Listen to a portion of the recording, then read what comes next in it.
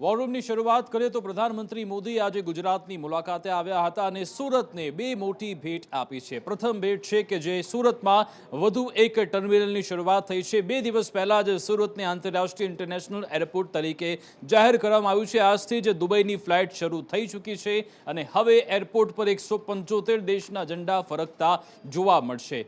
બીજી સૌથી મોટી ભેટ આપવામાં આવી છે ડાયમંડ બુર્સની। જી હા, ડાયમંડ બુર્સ તૈયાર થઈ ચૂક્યું છે, જે હવે એવું કહેવાય રહ્યું છે કે વિશ્વની આ સૌથી મોટી ઇમારત રહેશે। પહેલા આ ખિતાબ છે અમેરિકાના પેન્ટાગોન પાસે હતો, જો કે હવે સુરત પાસે આ ખિતાબ આવી ચૂક્યો છે। ડાયમંડ બુર્સ કે જે પહેલા એવું થતું હતું કે જે મુંબઈમાં હીરા પહેલા લાવવામાં આવતા, ત્યાંથી પછી સુરત લાવવામાં આવતા, ત્યાં ફિનિશિંગ થતું હતું, પછી ફરી એક્સપોર્ટ થતા હતા, જો કે આ બધી જ કામગીરી હવે સુરતમાં જ થઈ શકશે। 35 એકર વિસ્તારમાં આખું બુર્સ ડાયમંડ માર્કેટ બનાવવામાં આવ્યું છે, એટલે કે હવે ભારત તરફથી જે સુરત છે તે ડાયમંડ માર્કેટ તરીકે એક મોટું પ્લેસ જોવામાં આવશે। અને જ્યારે પ્રધાનમંત્રી મોદી આજે ઉદ્બોધન અર્થે પહોંચ્યા હતા, સુરતીઓ વિશે ખાસ વાતચીત કરી હતી, સુરતના ભૂતકાળ વિશે પણ વાત કરી, કઈ રીતે સુરત બેઠું થયું છે અને હવે વધુ એક ચમક મેળવી છે સુરતે, તે વિશે પણ પ્રધાનમંત્રી મોદીએ આજે વાત કરી હતી। સુરત પાસે ઇતિહાસનો અનુભવ, વર્તમાનમાં રફતાર અને ભવિષ્યની દૂરંદેશી, એનું નામ સુરત। અને અમારું સુરત એવું કે કામમાં લોચો મારે નહીં અને ખાવામાં લોચો છોડે નહીં।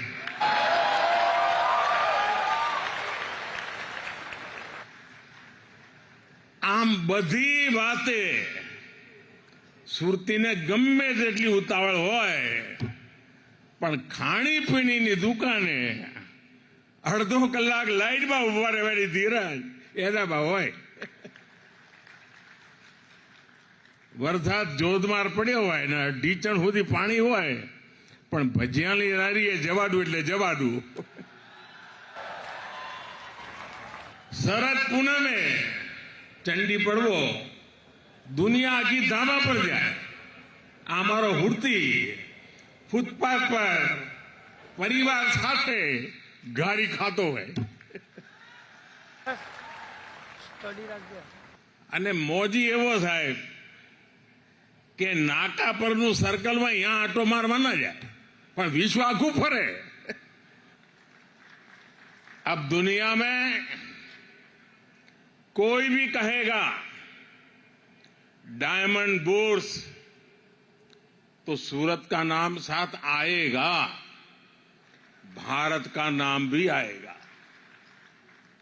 सूरत डायमंड बुर्स भारतीय डिजाइन, भारतीय डिजाइनर्स, भारतीय मटेरियल और भारतीय कंसेप्ट के सामर्थ्य को दिखाता है।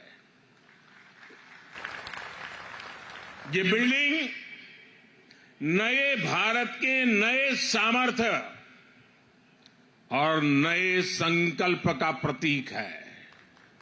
आजकल आप सभी मोदी की गारंटी की चर्चा खूब सुनते होंगे।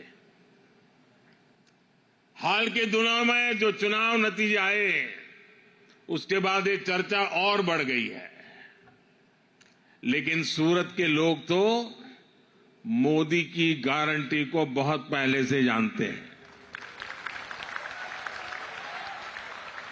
यहां के परिश्रमी लोगों ने मोदी की गारंटी को सच्चाई में बदलते देखा है,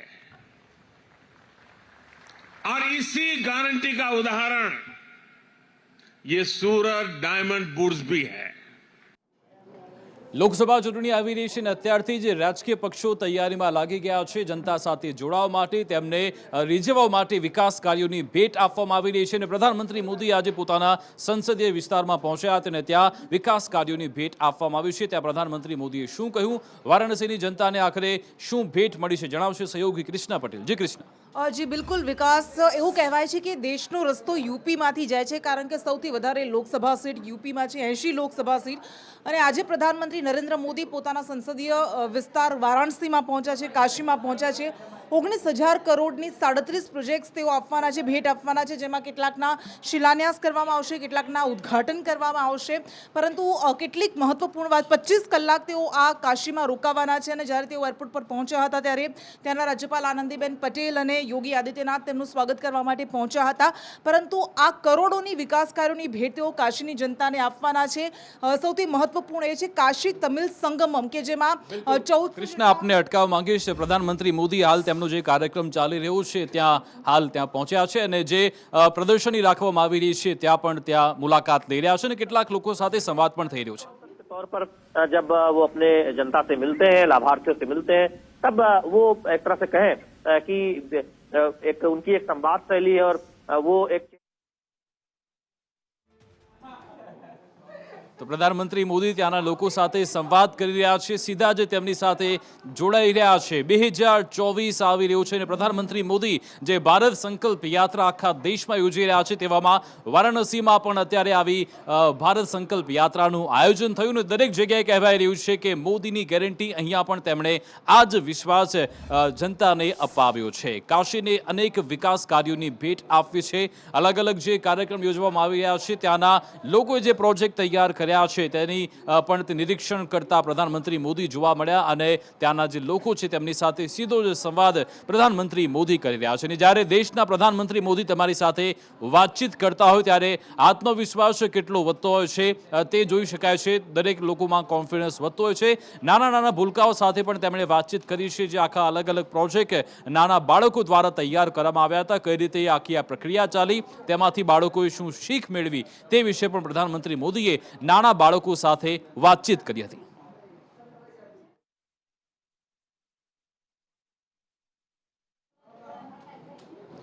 પ્રધાનમંત્રી મોદી હંમેશાથી પોતાની કેટલીક પ્રતિક્રિયાથી અથવા તો જે તેમના જેસ્ચરો છે તેનાથી આખા દેશવાસીઓને સંદેશ એક મળતો હોય છે. અને આવી જ એક ઘટના આજે ફરી એકવાર યુપીમાં બની હતી, જ્યારે પ્રધાનમંત્રી મોદીનો કાફલો જઈ રહ્યો હતો. તેમણે જે જેસ્ચર અપનાવ્યું છે તેનાથી 108 કે જેના માટે એક સેકન્ડ, એક મિનિટ ખૂબ જ મહત્વની હોય છે, તેવામાં ફરી એકવાર પ્રધાનમંત્રી મોદી પોતાનો કાફલો રોકાવ્યો હતો અને 108ની જગ્યા આપી હતી. તે વિશે જણાવશે સહયોગી ધવલ માકડિયા. જી ધવલ. જી વિકાસ, પ્રધાનમંત્રી મોદીનો માનવીય અભિગમ લોકો માટે સંદેશરૂપ બનતો હોય છે. આજે ફરી એક ઘટના બની છે.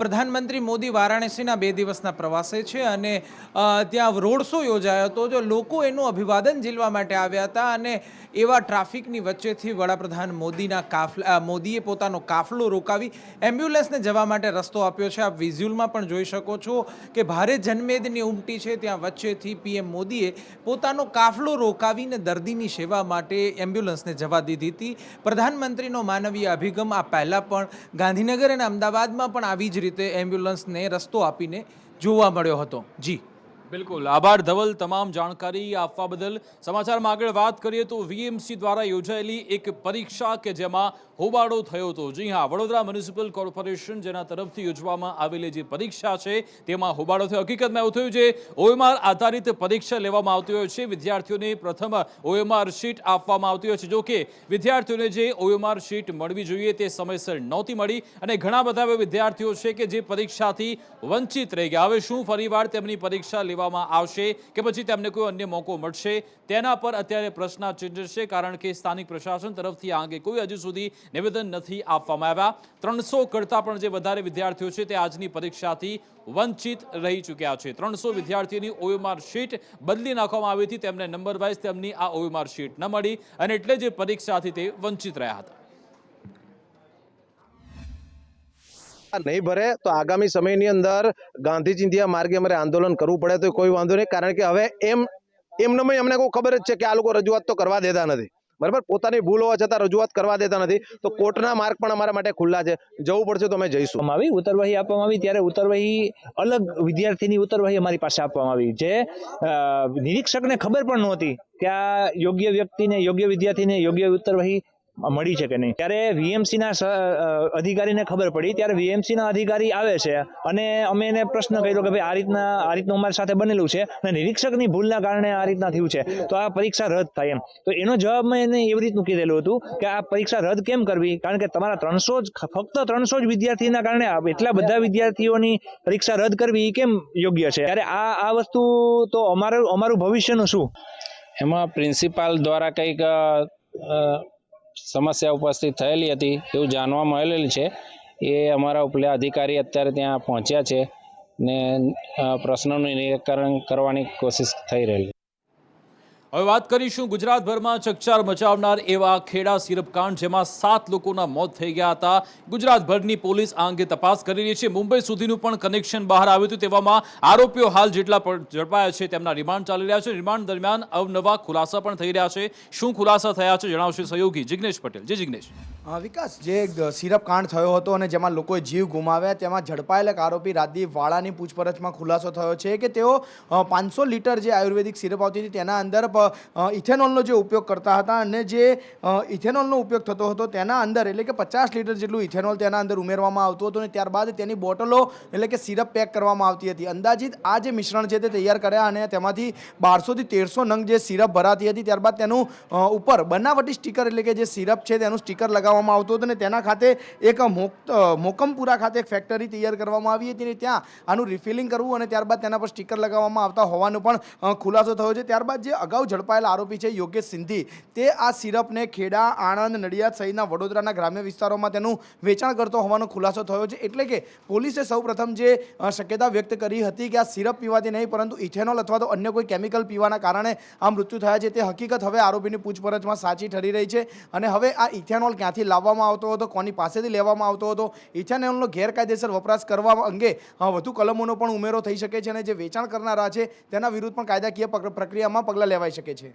બિલકુલ આભાર જિગ્નેશ, તમામ જાણકારી આપવા બદલ. સમાચારમાં આગળ વાત કરીએ તો હૃદયરોગના હુમલાની ઘટના ગુજરાતમાં સતત વધી રહી છે અને તેમાં ચિંતાજનક બાબત એ છે કે યુવાનો, કિશોરો તેનો શિકાર થઈ રહ્યા છે. વધુ એક આવી ઘટના બની છે જેમાં એક કિશોર અને યુવાન જે હૃદયરોગના હુમલાના કારણે મૃત્યુ પામ્યા છે. આ અંગે જાણકારી આપશે સંવાદદાતા સહયોગી આયુષી યાજ્ઞિક. જી આયુષી. બિલકુલ વિકાસ, જે રીતે હાલ જે કેસીસ હાર્ટ એટેકના તે સતત વધી રહ્યા છે. નાની ઉંમરના લોકો છે કે જે હાર્ટ એટેકના કારણે મોતને ભેટી રહ્યા છે. તેની વચ્ચે ભુજમાં આ પ્રકારની 2 ઘટના સામે આવી છે, જેમાં એકમાં ધોરણ 10માં અભ્યાસ કરતો વિદ્યાર્થીનું મોત થયું છે. બીજી તરફ 30 વર્ષનો યુવક છે કે જે પોતાની ચાની કેટલી હતી ત્યાં જ તે બેઠો હતો ને અચાનક જ તે ઢળી પડ્યો અને હાર્ટ એટેકના કારણે તેનું ઘટના સ્થળે જ મોત થઈ ગયું છે. આ જે વિદ્યાર્થી છે તે પણ જે ભુજની અંદર જે અભ્યાસ કરી રહ્યો હતો, પરીક્ષા આપી રહ્યો હતો. છાત્ર સેડાતા પાસે આવેલા જે સૂર્યા વરસાણી કરીને એકેડેમી હતી તેની અંદર આ વિદ્યાર્થી અભ્યાસ કરી રહ્યો હતો. ધોરણ 10નો વિદ્યાર્થી હતો અને જે તે સમયે તે પરીક્ષા આપી રહ્યો હતો તે સમય દરમિયાન જ એકાએક જ તે ઢળી પડ્યો. એટલે કે ભુજની અંદર આવી 2 ઘટના સામે આવી, જેમાં એક ધોરણ 10માં અભ્યાસ કરતો વિદ્યાર્થી હાર્ટ એટેકના કારણે મોતને ભેટ્યો અને બીજો 30 વર્ષનો જે યુવક છે તેને પણ. ત્યારે આ બંને ઘટનાને લઈને પરિવારજનોમાં હાલ શોક જોવા મળી રહ્યો છે. સમાચારમાં આગળ વાત કરીએ તો એક તરફ આપણે મિલેટ શેર ઉજવવાની વાતો કરતા હોઈએ છીએ, સાથે સાથે બાળકોમાં કુપોષણ ઘટે તે માટે પણ અનેક સરકાર યોજનાઓ ચલાવે છે. જોકે વાસ્તવિકતા એ છે કે આજે પણ બાળકોને પોષણયુક્ત આહાર નથી મળતો, એટલે જે ગુજરાતમાં જે કુપોષિત બાળકોની સંખ્યા છે તે સતત વધી રહી છે. આવી જ ઘટના બનાસકાંઠામાં બની છે, જ્યાં મધ્યાહન ભોજનમાં ગુણવત્તાયુક્ત ભોજન આપવામાં નથી આવી રહ્યું. તેમના આરોગ્ય સાથે ચેડા થઈ રહ્યા છે. આ અંગે જાણકારી આપશે સંવાદદાતા સહયોગી મનીષ પરમાર. જી મનીષ.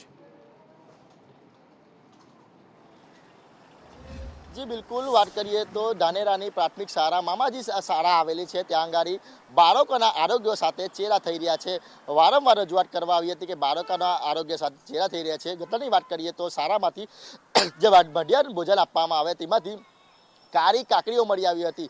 ઘટનાને લઈને વાલીઓ છે તે શાળાએ પહોંચી ગયા હતા અને હોબાળો મચાવ્યો હતો. ત્યારબાદ શાળાના સંચાલકોને રજૂઆત કરી હતી.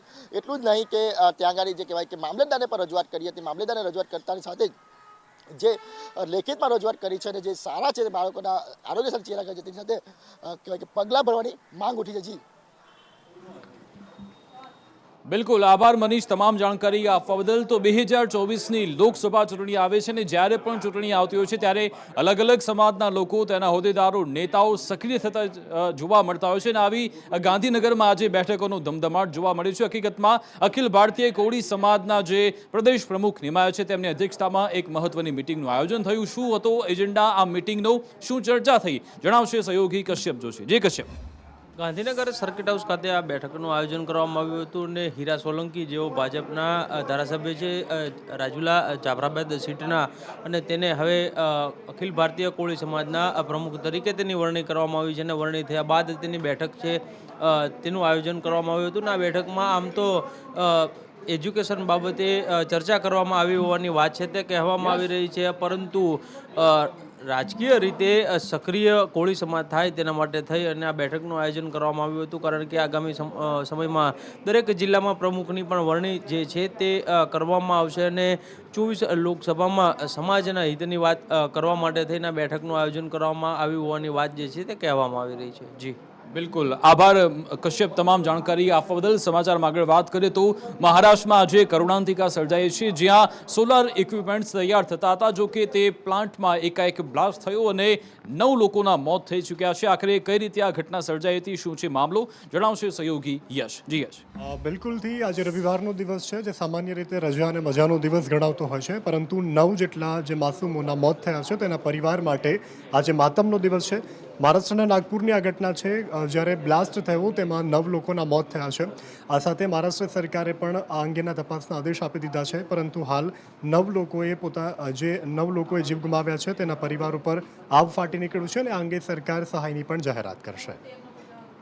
બિલકુલ આભાર યશ તમામ જાણકારી આપવા બદલ. સમાચારમાં આગળ વાત કરીએ તો વેસ્ટર્ન ડિસ્ટર્બન્સની અસર ગુજરાત પર જોવા મળી રહી છે અને એટલે જ ગુજરાતમાં ઠંડીમાં વધઘટ જોવા મળી રહી છે. બીજી બાજુ હવામાન નિષ્ણાંત અંબાલાલ પટેલે પણ એક ચિંતાજનક સમાચાર આપ્યા છે. શું કહ્યું છે તેમણે અને ગુજરાતમાં અત્યારે ઠંડીનો કેવો માહોલ છે, જણાવશે અમારા સહયોગી મયુર સરવૈયા. જી મયુર.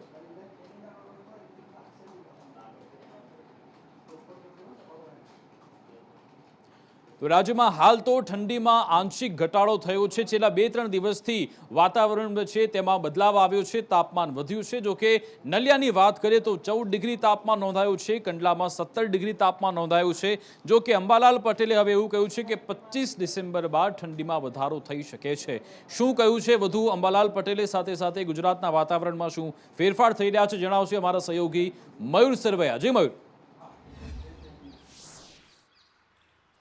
બિલકુલ વિકાસ, હાલ ઠંડીની વાત કરીએ તો આંશિક ઘટાડો જે છે તે જોવા મળી રહ્યો છે. નલિયાની અંદર 14 ડિગ્રી તાપમાન જે છે તે લઘુત્તમ ડિગ્રીમાં જોવા મળી રહ્યું છે.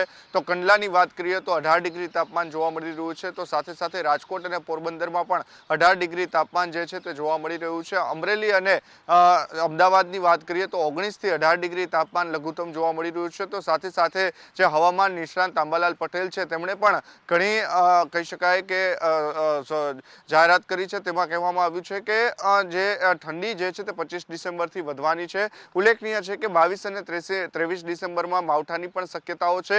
વેસ્ટર્ન ડિસ્ટર્બન્સ અને લો પ્રેશરના કારણે દરિયાકાંઠાના જે વિસ્તારો છે ત્યાં વરસાદ પડે, માવઠું પડે તેવી શક્યતા છે. તો જાન્યુઆરીની શરૂઆતથી જ કાતિલ ઠંડી જે છે તે રાજ્યની અંદર જોવા મળશે. તો ઉલ્લેખનીય છે કે જાન્યુઆરીથી વાદળછાયું વાતાવરણ રહેશે તેવી પણ સંભાવના તેમના દ્વારા વ્યક્ત કરવામાં આવી છે. બિલકુલ આભાર મયુર તમામ જાણકારી આપવા બદલ. હવે આવી રહી છે 31 ડિસેમ્બર અને ક્રિસમસનો તહેવાર પણ આવી રહ્યો છે અને આપણી જે ઇકોનોમી છે તે ફેસ્ટિવલ ડ્રીવન છે. જ્યારે પણ તહેવાર આવે છે ત્યારે જે આપણી ઇકોનોમી છે તે આગળ વધતી હોય છે ને તેવામાં અલગ અલગ જગ્યાએ જે ટૂર પેકેજ છે તેના ભાવ પણ વધતા જોવા મળી રહ્યા છે. હોટેલ રૂમના ભાડા, ટેક્સી ભાડા પણ સતત વધી રહ્યા છે. તેવામાં શું ફેરફાર થઈ રહ્યા છે આ પેકેજીસમાં, આવો સાંભળીએ. હોટલોમાં બી અત્યારે બુકિંગ બહુ જ હાઈ ચાલી રહ્યું છે, એટલે હોટલોના ભાડા જે છે એ 3000 થી લઈને જે ભાડા 3000-4000માં રૂમ સારી મળી રહે છે એ રિસોર્ટના ને એ બધાના ભાડા અત્યારે 15,000 રૂપિયા બોલાઈ રહ્યા છે. ડેસ્ટિનેશનમાં અત્યારે ઉદયપુર ચાલી રહ્યું છે, ગોવા ચાલી રહ્યું છે, આવી રીતે નોર્થ સાઈડ ચાલી રહ્યું છે. શિમલા મનાલી લોકો જવાનું પ્રિફર કરે છે સ્નોમાં અત્યારે, અને કાશ્મીર બી ચાલે છે કે આવી રીતે ટ્રેકિંગ કરવાના એ બધું.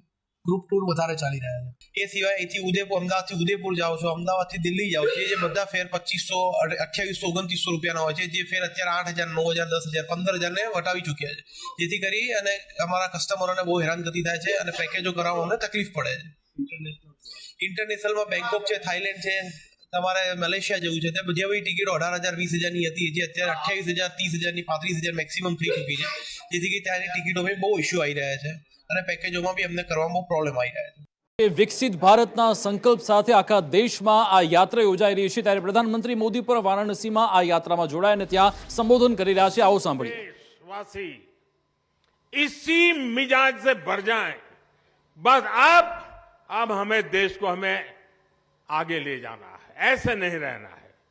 हर एक की जिंदगी बदलनी है, हर एक की शक्ति का सम्मान होना चाहिए, शक्ति का उपयोग होना चाहिए, तो देश को आगे बढ़ाना चाहिए. एक बार ये मन में ये बीज बो रहे ना, आज 25 साल में तो ऐसा वटवृक्ष बनेगा, 2047 में, 2047 में विकसित भारत बन जाएगा और बच्चों को फल मिलना शुरू हो जाएगा. ये वटवृक्ष की छाया आप ही के बच्चों को मिलने वाली है और इसलिए विकसित भारत बनाने के लिए हर नागरिक का मिजाज बनना चाहिए, मन बनना चाहिए, संकल्प बनना चाहिए. और अगर मन बन जाता है तो मंजिल दूर नहीं होती.